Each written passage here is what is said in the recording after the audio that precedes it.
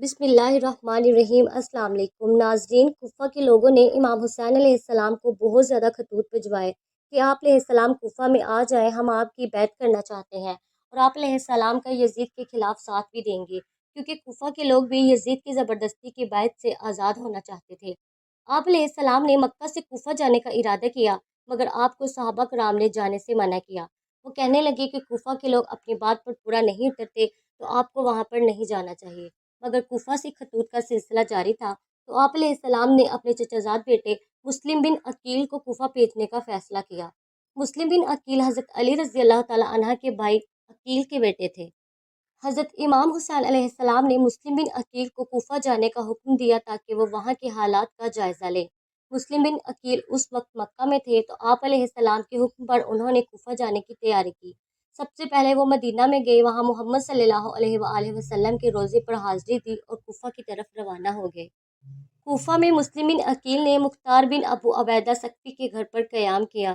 کوفہ والوں نے ان کی بیعت کرنا شروع کی۔ پہلے دن 17,000 اور دوسرے دن 30,000 تک لوگوں نے بیعت کی۔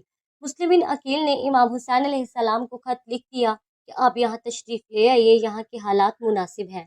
جب یہ خبر یزید کو پہنچی تو اس نے بصرہ کے ظالم گورنر ابن زیاد کو پیغام بھیجا کہ وہ جلدی کوفہ پہنچ کر کوفہ کے پہلے گورنر نعمان کو راستے سے ہٹا کر خود وہاں کا گورنر مقرر ہو اور مسلم بن عقیل کا سر کاٹ کر یزید کو بھیجے۔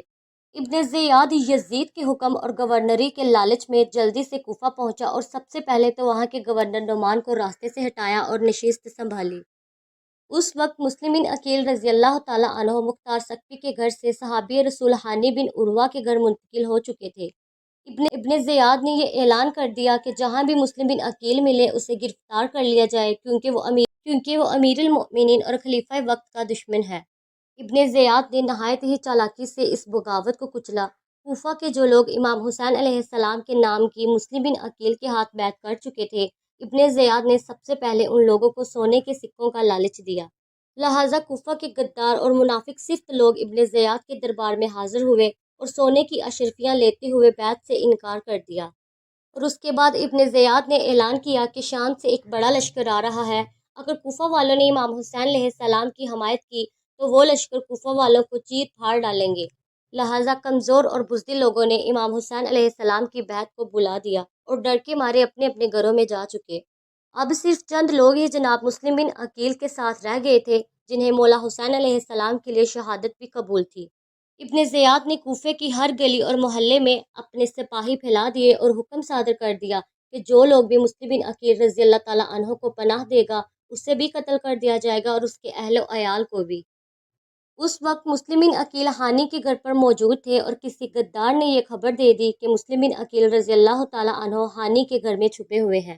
ہانی ایک بزرگ آدمی تھے اور ان کا قبیلہ بھی ان کے ساتھ تھا۔ ابن زیاد کے سپاہی ہانی کے گھر سے مسلم بن عقیل کو گرفتار کرنے آئے، مگر ہانی نے اپنے مہمان کو گھر سے رخصت کرنے سے انکار کر دیا۔ ابن زیاد کے کہنے پر سپاہیوں نے ہانی کو گرفتار کیا اور 100 کوڑے لگوائے اور پھر ان کو قید میں ڈال دیا۔ ہانی کا یہ حال دیکھتے ہوئے ہانی کے قبیلے والوں نے بھی مسلم بن عقیل رضی اللہ تعالیٰ عنہ کا ساتھ نہ دیا۔ اب صرف مسلم بن عقیل رضی اللہ تعالیٰ عنہ کے ساتھ صرف 30 لوگ رہ گئے تھے۔ کوفہ کی مسجد میں جب آپ نے مغرب کی نماز پڑھائی اور جب آپ نماز کے بعد سلام پھیرنے کے بعد پیچھے پلٹ کر دیکھا تو آپ نے دیکھا کہ آپ کے ساتھ کوئی بھی نہیں تھا اور آپ نے خود کو تنہا پایا۔ اب آپ کے ہمراہ کوئی راستہ بتانے والا بھی نہ تھا اور ابن زیاد کے خوف سے کوفہ کی گلیوں میں سناٹا چھایا ہوا تھا۔ ہر مکان کا دروازہ بند تھا اور آپ ایک بے بس اور بے چارہ پردیسی کی طرح بھٹک رہے تھے۔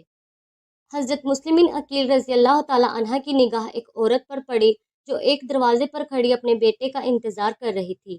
حضرت مسلم اس وقت شدید پیاس میں تھے تو آپ رضی اللہ تعالیٰ عنہ نے اس عورت کے پاس جا کر سلام کیا اور پانی کی طلب کی۔ اس عورت کا نام طوبہ تھا۔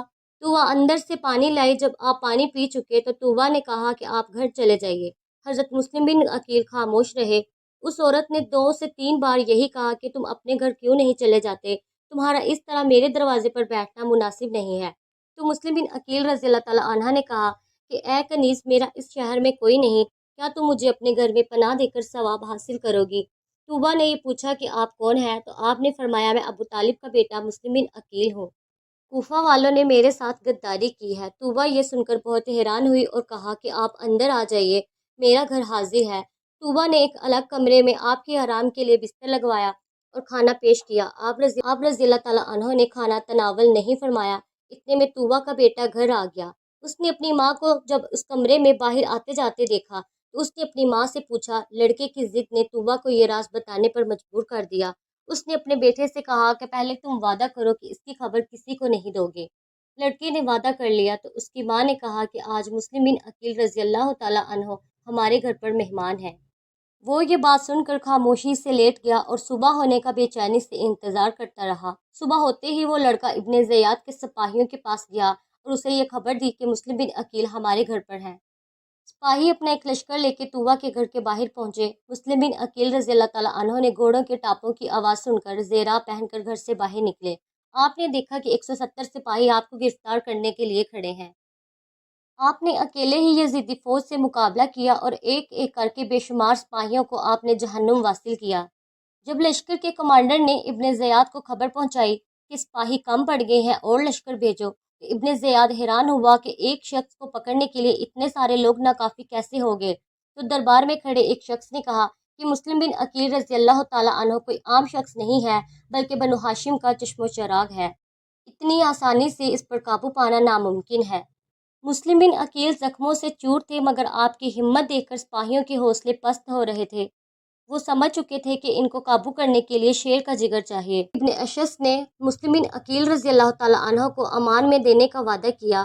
اس پر مسلم بن عقیل نے امان کو قبول کرتے ہوئے ہتھیار ڈال دیے، لیکن جب مسلم بن عقیل رضی اللہ تعالیٰ عنہ کو ابن زیاد کے سامنے پیش کیا گیا تو اس نے منافقت دکھائی اور امان دینے سے انکار کر دیا۔ اس وقت حضرت مسلم بن عقیل کی آنکھوں سے آنسو گرنے لگے، اس لیے نہیں کہ آپ کی شہادت قریب تھی بلکہ اس لیے کہ ان کو دکھ تھا کہ ان کے بھائی امام حسین علیہ السلام اپنے گھرانے کے ہمراہ مکہ سے کوفہ کے لیے روانہ ہو چکے ہیں۔ ابن زیاد کے حکم سے مسلم بن عقیل رضی اللہ تعالیٰ عنہ کا سر کاٹ کر جسم کو چھت سے گرا دیا گیا اور اس کے بعد آپ کے سر کو نیزے پر لٹکا کر یزید کے پاس دمشق بھیجا گیا۔ روایت میں ہے کہ کوفہ مسلمانوں سے بھرا ہوا تھا مگر مسلم صرف ایک تھے، یعنی مسلم بن عقیل رضی اللہ تعالیٰ عنہ۔ مسلم بن عقیل کوفہ میں شہید ہوئے تھے مگر شہدائے کربلا کے ساتھ رہیں گے، کیونکہ اس کی دو وجہ ہیں۔ ایک تو انہوں نے امام حسین علیہ السلام کی محبت میں جان دی اور دوسرے جب وہ شہید ہوئے تو وہ بہت پیاسے تھے۔